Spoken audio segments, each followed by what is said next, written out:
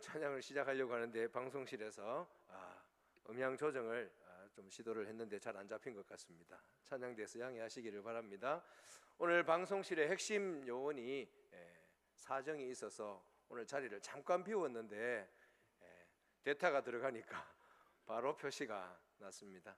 우리 방송실을 위해서 많이 격려해 주시고 기도해 주시고 방송실의 봉사자들이 좀 더 생기면 좋겠습니다.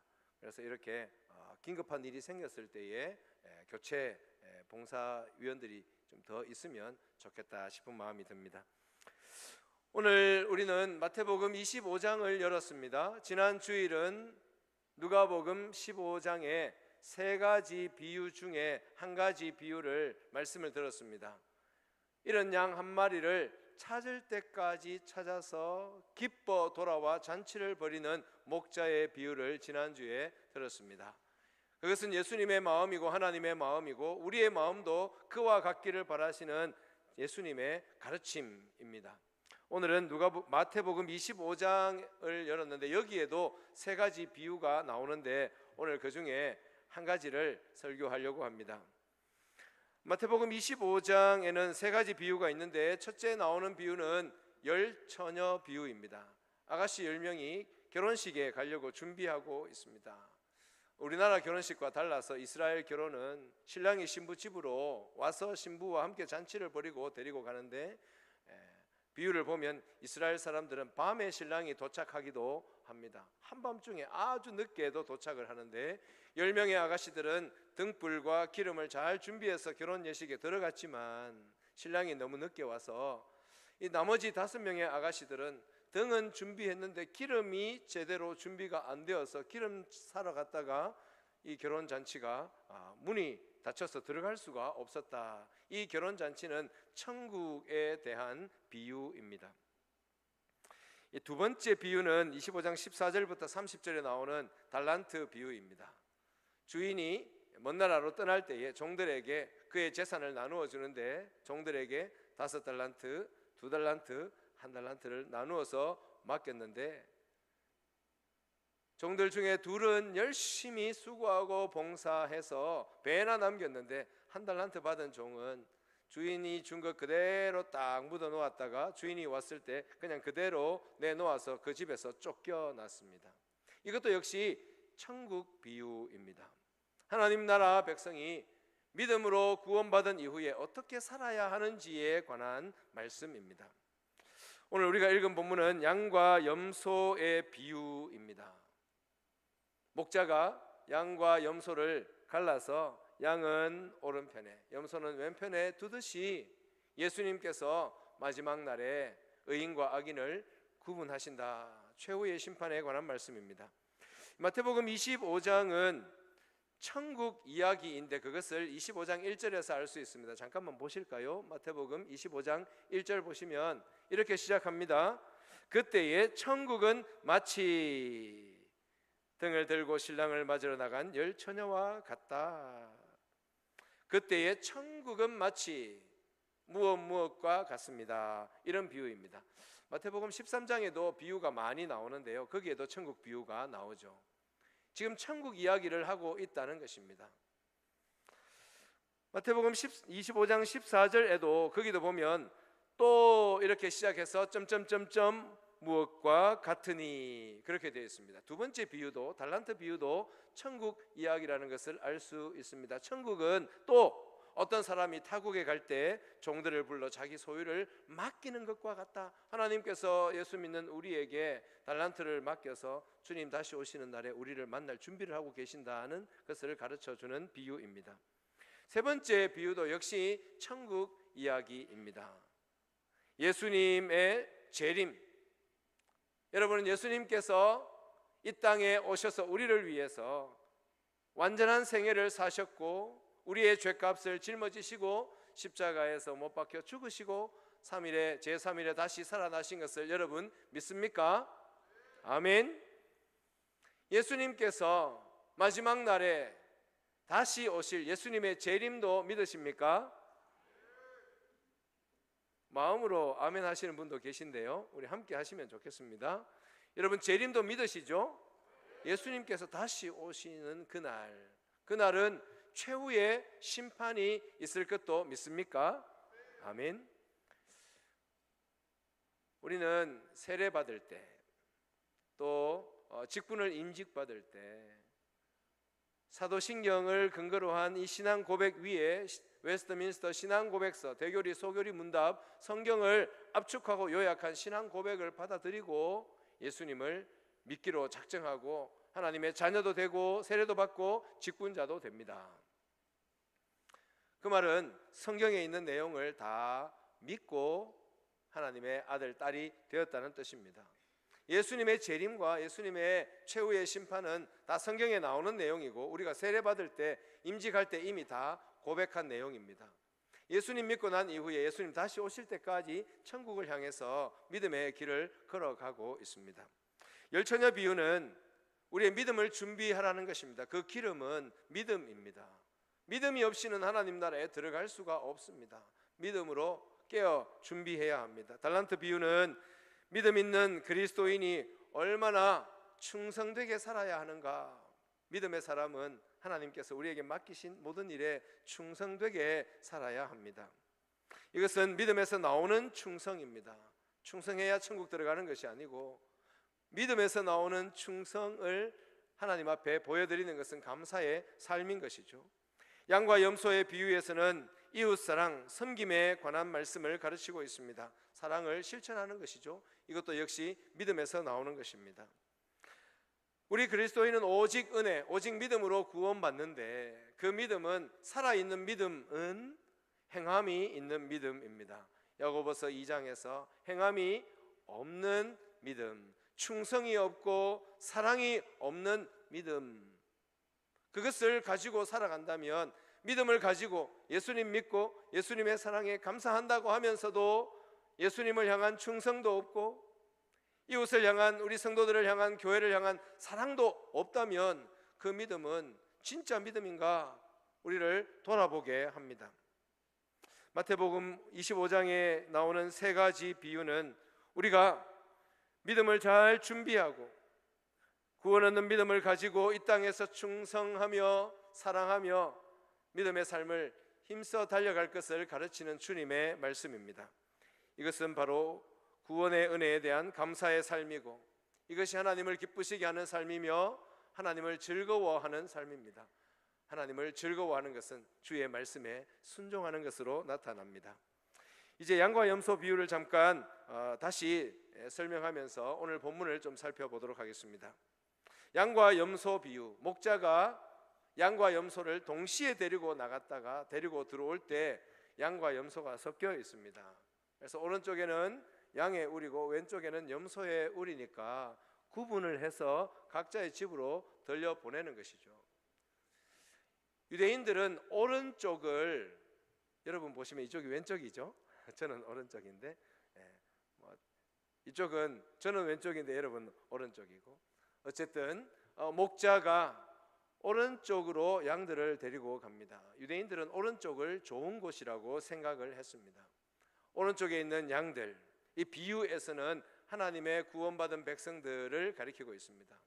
왼쪽에 이 염소들, 그 염소 자체가 나쁜 것은 아니지만 비유상 예수님은 이 악인들, 믿음 없는 사람들을 이 염소의 비유에서 왼쪽으로 구분을 해냈습니다. 이 비유는 예수님의 최후의 심판 때에 의인들은 하나님 나라 천국으로, 악인들은 영원한 불, 지옥불로 영원히 심판하시는 것을 예수님께서 비유 속에서 말씀하십니다. 양과 염소의 비유를 들으면 여러분, 우리는 어떤 생각을 합니까? 어디로 가야겠습니까? 양의 무리에 들어가야겠습니까? 염소 무리에 들어가야겠습니까? 이 비유를 들으면 당연히 양의 무리에 끼어 있어야 되겠죠. 당연한 것이죠. 예수님의 비유는 굉장히 쉽습니다. 우리를 보고 어떻게 하라는 것이죠? 양의 우리로 들어가라는 것이죠. 어떻게 들어갑니까? 예수님을 믿음으로 양의 우리에 들어가고, 오늘 본문에서 나오는 믿음을 가진 사람이 어떻게 살 때 참 믿음을 가지고 있는가를 가르치는 비유이니까 이 말씀을 조금 더 살펴보도록 하겠습니다. 31절에 인자가 자기 영광으로 모든 천사와 함께 올 때 자기 영광의 보좌에 앉으리니 모든 민족을 앞에 모으고 각각 구분하기를. 이것은 예수님께서 장차 하실 일을 가리켰는데 비유를 들기를 목자가 양과 염소를 가르듯이 예수님께서도 마지막 날에 그렇게 하시겠다고 말씀하시는 것입니다. 여기에 인자가 할 때 인자는 한자인데요, 사람 인자의 아들 자자입니다. 그냥 번역하면 사람의 아들인 거죠. 우리 모두가 다 사람의 자녀들이잖아요. 예수님이 인자라고 표현할 때는 그냥 단순히 사람의 아들이다 이런 의미가 아니라 다니엘서 7장에 나오는 구약 성경 예언 말씀의 성취라는 것을 암시하고 있습니다. 다니엘서 7장 13절에 메시아가 이 땅에 오실 텐데 그 메시아는 인자 같은 이로 오신다, 사람의 모양으로 오신다, 이렇게 예언이 되어 있는데 하나님의 아들이 이 땅에 구원자로 메시아로 오실 때 사람의 몸을 입고 오셨습니다. 그 예수님이 그냥 사람의 아들이다 이렇게 할 때에는 그냥 단순한 사람이 아니라 구약 성경이 예언하고 있는 인자 같으니 하나님의 아들이 사람의 몸을 입고 이 땅에 오셔서 우리의 구원자 메시아가 되셨다는 것을 가리키는 말씀입니다. 마태복음 20장 28절 말씀, 유명한 말씀이죠. 인자가 온 것은 섬김을 받으려 함이 아니라 도리어 섬기려 하고 자기 목숨을 많은 사람의 대속물로 주려 함이니라. 여기에 인자가 온 것은 예수님 자신을 가리키는 표현입니다. 예수님께서 자기 영광으로 모든 천사와 함께 올 때, 예수님이 영광 가운데 천사들과 함께 올 때, 요한계시록과 다른 말씀을 보면 구름을 타고 오시리라. 이 예수님의 영광스러운 재림을 가리키는 표현입니다. 천사장의 소리, 하나님의 나팔 소리, 데살로니가전서 4장과 요한계시록에 나오는 이런 모습들은 예수님께서 영광 가운데 재림하실 것이다. 우리가 먼저 주님 오시기 전에 이 땅을 먼저 떠나서 주님 품에 안기면 주님의 영광을 천국에서 보게 될 것입니다. 자기 영광의 보좌에 앉으리니, 영광의 보좌는 심판하는 자리입니다. 자기 그 모든 민족을 그 앞에 모으고 각각 구분하기를, 예수님의 최후 심판을 가리키는 표현이죠. 이 말씀은 예수님의 재림과 최후의 심판을 가리키는데 마지막 날 목자가 양과 염소를 가르듯이 의인과 악인들을 구분하시고 최후의 심판, 마지막 심판을 하신다는 말씀입니다. 비유에서 우리는 양의 무리에 들어가야겠다 이렇게 생각하듯이 예수님의 심판을 받을 때 우리가 어디에, 의인의 무리에 들어가야 마땅하겠죠. 영원한 지옥불에 떨어져서는 안 되는 거잖아요. 누가 그걸 원하겠습니까? 그것을 예수님께서 말씀하시며 우리의 믿음 준비를 잘 하고 믿음 생활을 부지런히 열심히 신실하게 잘 하라고 가르치고 계십니다. 이런 말씀들을 들을 때에 주님께서 다시 오시니까 그 날을 준비해서 잘 준비해서 주님을 만나야겠다, 그런 생각을 하게 됩니다. 무엇을 어떻게 준비해야 될지 예수님께서 목자가 양과 염소를 구분하듯이 모든 사람 모든 민족을 구분하실 때 주님의 나라를 상속받는 그 편에 속하기 위하여 우리는 무엇을 어떻게 준비해야 할까? 예수님께서 자신을 왕으로 그렇게 표현하시죠. 임금이 말합니다. 오른쪽에 있는 사람들, 오늘 혹시 반대쪽에 계신 분들 오해하시면 안 됩니다. 제가 손을 안 들고 그냥 하겠습니다. 오른쪽에 있는 양들에게, 양들 무리에 속해 있는 이 사람들에게 왕이 말씀하십니다. 내 아버지 하나님께 복받을 자들이여, 너희를 위하여 예비된 나라, 하나님 나라 천국을 상속받으라, 그렇게 선포하셨습니다. 이것은 최종 선고입니다. 심판자이신 예수님께서 최후의 심판, 마지막 선고를 하셨는데 오른쪽에 있는 그들에게 하나님 나라 천국을 상속받으라, 그리로 들어가라, 그런 말씀입니다. 반대쪽에 있는, 왼쪽에 있는 염소편에 있는 사람들에게 왕이 말씀하십니다. 저주를 받은 자들아, 나를 떠나 사탄을 위하여 마귀를 위하여 예비된 영원한 불 지옥불로 들어가라. 심판의 기준이 뭘까요? 어떤 사람은 오른쪽으로, 어떤 사람은 왼쪽으로, 어떤 사람은 의인의, 어떤 사람은 악인의, 이 심판의 기준이 뭐냐? 오늘 비유를 먼저 좀 보겠습니다. 이 비유 속에, 예수님 말씀 속에서 심판의 기준이 뭐냐 한번 보겠습니다. 35절 36절입니다 우리 한번 읽어볼까요? 내용이 쉽기 때문에 같이 한번 읽어보겠습니다. 내가 줄일 때 너희가 먹을 것을 주었고, 목마를 때 마시게 하였고, 나그네 되었을 때 영접하였고, 헐벗었을 때 옷을 입혔고, 병들었을 때 돌보았고, 옥에 갇혔을 때 와서 보았느니라. 아멘. 그럼 왼쪽에 있는 사람들에게는 뭐라고 말씀하십니까? 내가 줄일 때 먹을 것을 주지 아니하였고, 목마를 때 마시게 하지 아니하였고, 나그네 되었을 때 영접하지 않았고, 헐벗었을 때 옷 입히지 않았고, 병들었을 때 감옥에 있을 때 와서 돌아보지 아니하였느니라. 오른쪽에 있는 사람들이 깜짝 놀랐습니다. 우리가 언제 예수님께 먹을 것을 마실 것을 드렸습니까? 우리가 언제 예수님께 옷을 입혀 드렸습니까? 우리가 언제 예수님 감옥에 있을 때 찾아갔습니까? 그런 일 없는데요. 그런 적 없습니다. 무슨 말씀입니까? 이렇게 말합니다. 그러나 왼쪽에 있는 사람들이 뭐라 합니까? 이 사람들은 펄쩍 뜁니다. 예수님 언제 우리한테 왔습니까? 우리가 언제 예수님 무시했습니까? 태도를 보십시오. 양의 무리에 있는 이 사람들의 태도가 어떻습니까? 염소의 무리에 속해 있는 이 사람들의 태도는 어떻습니까? 여러분이 입장 바꿔놓고 임금의 위치에 있다면 이들의 태도를 보고 여러분 어떻게 평가하시겠습니까? 최초의 인류 아담과 하와의 아들 가인이 동생을 미워서 시기해서 죽였습니다. 형이 동생을 죽였습니다. 하나님이 가인을 찾아와서 묻습니다. 네 동생 어디 있냐? 그때 가인이 고개를 들고 하나님을 향하여 왜 내한테 묻습니까? 내가 동생 지키는 사람입니까? 그렇게 말했습니다. 가인의 태도를 보십시오. 이 염소 무리에 있는 사람들의 태도와 똑같습니다. 주님을 향한 우리의 태도는 어떻습니까? 심판의 기준 40절 말씀 보시면 오른편에 있는 사람들에게 양의 무리에게 예수님께서 임금이 대답하십니다. 여기 내 형제 중에 지극히 작은 사람 하나에게 한 것이 내게 한 것이다. 예수님, 우리가 언제 예수님께 먹을 것 드렸고 예수님께 언제 마실 것 드렸습니까? 오늘 아침 제가 7시 반에 교회에 들어왔는데요, 앞에 계신 우리 장지봉 집사님이 저한테 이 지극히 작은 자 하나에게 요구르트 하나를 저에게 주셨습니다. 이분들이 이야기합니다. 양의 무리가 말합니다. 언제 우리가 예수님께 옷을 입혀드리고 예수님께 언제 우리가 찾아가 보았습니까?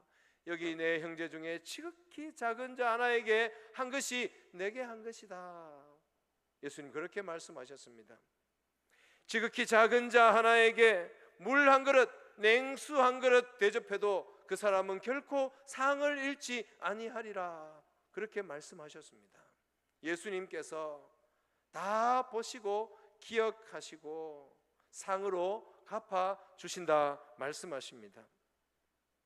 오른쪽에 있는 사람들, 양의 무리의 사람들, 예수님 말씀을 듣고 감사 또 감사하는 거죠. 우리의 작은 섬김을 예수님 섬긴 걸로 받아주시니까 이게 얼마나 황송하고 감사한 일입니까? 그러나 왼쪽에 있는 사람들 어떻습니까? 우리가 언제 예수님 무시했습니까? 예수님 언제 우리한테 왔습니까? 뭘 도와달라고 언제 말했습니까?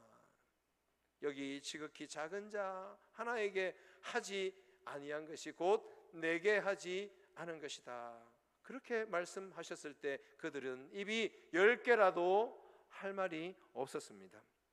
최후의 심판의 기준, 영원한 하나님의 나라와 영원한 심판의 지옥으로 떨어지는 기준이 뭡니까?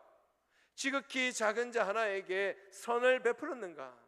그렇게 하지 않았는가? 이것이 기준이잖아요. 이제 이쯤 되면 이렇게 설교를 끝나고 나면 오늘 전도회에서 아니면 식사할 때 핸드폰 문자로 전화로 저에게 막 전화를 하실 거예요. 믿음으로 구원받는다 했는데 선행으로 구원받습니까? 이렇게 질문하실 수 있겠죠. 오해하지 말아 주시기를 바랍니다. 구원은 하나님의 전적 은혜, 오직 믿음으로 구원받습니다.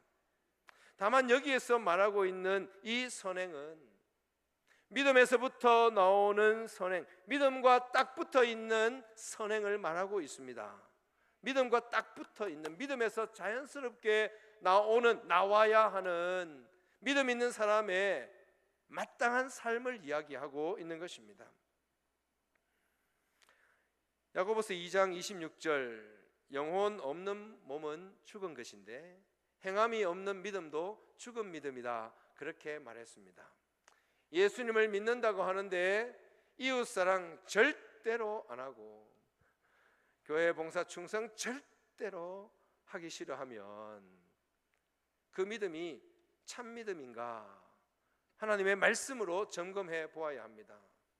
십계명은 왜 주셨고 예수님의 수없는 명령과 사랑의 명령은 우리에게 왜 주셨습니까? 그것을 지켜서 천국 들어가는 구원의 조건이 아니고 구원받은 사람의 착한 행실입니다. 하나님의 이름을 영화롭게 하는 너희 착한 행실을 세상 사람들에게 비추어 세상 사람들이 너희로 하여금 하나님을 영화롭게 하도록, 하나님을 칭찬하도록, 하나님께 영광을 돌리게 하라. 이것이 예수님의 마음입니다. 창세기 15장에는 아브라함의 믿음을 소개합니다. 아브라함이 나이가 많았습니다. 그러나 아이를 가질 수 없었습니다. 그때 하나님이 아브라함에게 말씀하십니다. 아기도 없는데 나이도 많은데 너로 하여금 내가 후손을 바닷가의 모래같이 하늘의 별같이 땅의 티끌같이 많아지게 하리라 했을 때 아브라함이 아멘 했습니다. 하나님이 그 믿음을 보시고 아브라함을 의롭다 칭해 주셨습니다. 아직 아이가 하나도 없는데 나이도 많은데, 여러분 아들 10명 낳는다 해도 많을 텐데 바닷가에 모래같이 후손들이 많아지겠다고 그렇게 했는데 믿었습니다. 그리고 창세기 22장 약 14년이 더 지나서 아들을 얻고 15년 지나서 아들을 얻고 그 아들이 장성해서 이제는 성장해 가고 있는 아마 10대쯤으로 생각이 되는데 하나님이 아브라함 찾아오셔서 명령하십니다. 너의 아들 이삭을 딱 찍어서 말씀하십니다. 너의 사랑하는 아들 이삭을 내게 번제로 바쳐라. 번제는 원래는 짐승을 죽여서 갈라서 조각 내서 하나님께 불태워 드리는 제사가 번제, 구약의 예배입니다. 독자, 사랑하는 독자 이삭을 번제로 바치라. 그러면 어떻게 됩니까? 이삭을 통한 후손이 바닷가에 모래같이 많아져야 되는데 이삭을 죽여서 번제로 바치라는 하나님의 말씀에 어떻게 해야 합니까? 하나님의 말씀을 믿고 약속을 믿고 하나님의 말씀에 순종해야 되는데 이 두 가지가 조화가 잘 안 되는데도 아브라함은 아침 일찍 일어나 아들 데리고 모리아산으로 출발했습니다. 산에 올라가서 칼을 들었습니다. 이것은 아브라함의 순종, 아브라함의 행함을 가리키는 말씀입니다. 여러분, 야고보서 2장에서는 이 두 가지를 같이 가지고 와서 말합니다. 아브라함의 믿음은 행함으로 드러났다는 거예요. 아브라함이 하나님의 말씀을 그대로 믿어 의인이 되었고 믿어 구원받았습니다. 그 구원받은 믿음은 그냥 허공에 떠 있는 믿음이 아니라 하나님 말씀에 전적 순종하는 믿음이었다는 것을 가리킵니다. 살아있는 믿음은 바로 이와 같이 순종하는 믿음, 주님께서 그토록 원하시는 이웃을 사랑하는 말씀에 순종하는 믿음입니다. 예수님의 최후 심판의 기준은 믿음을 기본으로 깔고 믿음에서 나오는 선행, 믿음에서 나오는 사랑을 지금 말하고 있습니다. 오늘 우리가 참 믿음을 가졌는가? 여러분, 참 믿음이 있으십니까? 달란트 비유처럼 충성된 삶을 살아야 합니다. 양과 염소의 비유에서 나오는 것처럼 지극히 작은 자를 사랑하고 섬기는 삶을 살아야 합니다. 그것은 마땅한 것이고 그것이 원래 그런 것입니다. 살아있는 믿음이 그런 것입니다. 물론 잘 안 되니까 회개하고 또 일어나는 것이죠. 예수님은 너무나 분명하게 말씀하십니다. 지극히 작은 자 하나에게 한 것이 내게 한 것이고 지극히 작은 자 하나에게 하지 않은 것이 내게 하지 않은 것이다. 참 믿음을 우리가 준비해서 성경적 신앙 고백, 사도신경과 성경에 나오는 내용들을 잘 정리한 신앙 고백서의 내용들을 다 믿고 그리고 주님의 모든 사랑의 계명에 순종하는 참 믿음을 가져야겠습니다. 이제 마지막으로 지극히 작은 자 누구인가? 지극히 작은 자는 누구일까요? 우리 가운데에는 지극히 커 보이는 분들도 계셔요. 우리 송영목 목사님, 우리 박세병 장로님은 지극히 커 보입니다. 여기에서 말하는 것은 외적인 것을 말하는 것이 아니죠. 비행기를 타고 김해공항에서 제주도를 가든 서울을 가든 아니면 필리핀을 가든 가기 위해서 김해공항에서 비행기가 또 올랐습니다. 우리 범천교회 위로 만약에 지나간다고 치면 범천교회 마당에서 여러분들이 손을 아무리 흔들어도 위에서 누가 흔드는지 잘 보이겠습니까? 왜 안 보입니까? 너무 높은 곳에서 밑으로 보니까 사람이 지극히 작아 보이는 거예요. 우리 사이에서는 큰 사람도 있고 작은 사람도 있고 많은 것을 가진 사람도 있고 적은 것을 가진 사람도 있지만 하나님께서 하늘에서 영광의 자리에서 전능하신 지극히 크신 하나님이 우리를 보신다면 우리 모두가 바로 지극히 작은 자입니다. 이 지극히 작은 자 누구냐? 바로 우리 자신. 여러분 한 분 한 분 우리 모두가 다 지극히 작은 자입니다. 하나님 앞에서. 이 지극히 작고 작은 우리를 하나님이 하늘로부터 하늘을 여시고 찾아오셔서 우리를 사랑하시고 건져내시려고 우리를 통과해서 우리가 있는 죽음의 자리까지 내려와서 죽으시고 우리를 부활로 함께 건져 올리셨습니다. 지극히 작은 자가 누구냐? 1차적으로는 하나님이 찾아 구원하신 주님의 자녀들, 주의 백성입니다. 여기 내 형제 중에 지극히 작은 자 하나에게 한 것이 내게 한 것이고 여기 내 형제 중에 예수님이 우리를 내 형제 중에 지극히 작은 자 하나라고 말했습니다. 예수님은 하나님의 맏아들 되시고 우리는 모든 예수님의 형제 자매들이 되었습니다. 마가복음 9장에서는 그리스도에게 속한 자, 나를 믿는 이 작은 자들, 어린 아이 하나, 유대인들은 어린 아이를 굉장히 작게 생각했습니다. 그 당시에 어린이의 신분은 굉장히 가치적으로 사회적으로 힘이 없는 그런 상태에 있었습니다. 어린 아이, 소자, 작은 자, 힘없는 사람, 약한 사람의 대표가 어린이였습니다. 그리스도에게 속한 작은 자, 사람들이 외모로 볼 때, 겉으로 볼 때 작은 자에 속해 보이는 사람들이 있을 수 있습니다. 야고보서에서는 경고합니다. 예배당에 들어오는 사람들 중에 부유해 보이는 사람에게 상석을 권하고 가난해 보이는 사람을 무시하며 아무데나 앉든지 말든지 그렇게 하는 것은 죄를 짓는 것이라 그렇게 분명하게 말씀하고 계십니다. 지극히 작은 자에게 우리가 어떻게 해야 하는가? 예수 믿는 사람, 그리스도인 믿음으로 구원받은 사람의 마땅한 삶이 무엇인가? 양과 염소의 비유는 지극히 작은 자에게 하고 하지 않고 그것을 주님이 기준으로 말씀하십니다. 이 작은 자 중에 하나도 없이 여기지 말라. 조심조심 또 조심해야 할 부분입니다.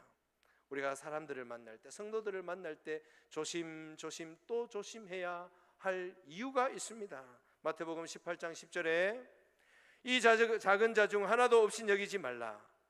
그들의 천사들이 하늘에서 하늘에 계신 내 아버지의 얼굴을 항상 배움느니라. 아멘. 하나님이 우리 각자에게 천사를 다 보내놨는데요, 여러분이 저를 함부로 대하면 하나님이 저에게 맡기신 천사가 매일 하나님 앞에 왔다 갔다 하면서 여러분을 다 이야기할 겁니다. 예수님이 이렇게 말씀하실 때에 우리가 우리 곁에 있는 지극히 작은 자를 어떻게 대해야 하는지 우리가 분명히 깨닫게 해주시는 말씀이잖아요. 지극히 작은 우리를 예수님께서 얼마나 귀하게 여기시는지, 지극히 작은 자에게 하면 내게 하는 것이다. 우리가 얼마짜리입니까? 우리가 예수님짜리입니다. 예수님짜리라는 거예요. 예수님짜리. 여러분이 저에게 사랑을 베풀면 이것이 저 개인을 향한 것이 아니고 주님을 섬기는 것이다. 예수님이 분명히 말했잖아요. 지극히 작은 자에게 한 것은 내게 한 것이다. 그러니까 우리가 우리 안에, 우리 뒤에 누가 계시다는 거예요? 예수님 계신 거예요. 그래서 여러분은 전부 다 예수님 짤이고 십자가 짤입니다. 예수님이 십자가를 지고 구원할 만큼 소중한 분들이라는 거예요. 한 분 한 분이. 나만 그렇습니까? 이게 나만이 아니라 내 옆에 있는 한 사람 한 사람, 여기 있는 모든 분들이 그렇다는 거예요. 우리의 눈이 달라져야 돼요. 생각이 달라져야 돼요. 지극히 작은 자를 대할 때 예수님께 하듯이 한다 생각하고 하시기를 바랍니다. 오늘 만나는 모든 분들 예수님 만나듯이, 여러분 예수님 만나면 여러분 인사 몇 도로 하실 겁니까? 그냥 눈만으로 이렇게 눈으로 보고 끝내실 겁니까? 여러분이 가장 좋아하는 사람을 만나는 것처럼 모든 성도들을 한 분 한 분 만나 주시기를 바랍니다. 내가 가장 좋아하는 사람, 진짜 만나고 싶은 사람을 만날 때처럼 하시기를 바라고, 이것은 한국 교회 정서인데 제가 이 말씀은 드릴까 말까 고민하다가 써놓긴 써놨는데 그냥 한번 하고 지나가겠습니다. 여러분 성도들끼리 서로 대할 때 담임 목사에게 하듯이 한번 해보시기를 바랍니다. 여러분 저에게 너무너무 잘해주시잖아요. 제가 정말 황송할 정도로 저에게 잘해주시는데 너무너무 감사해요. 그래서 성도들끼리도 정말 예수님께 하듯이, 여러분이 가장 좋아하는 사람을 대하듯이 그렇게 하시기를 바랍니다. 주님이 기뻐하실 겁니다. 기도하겠습니다.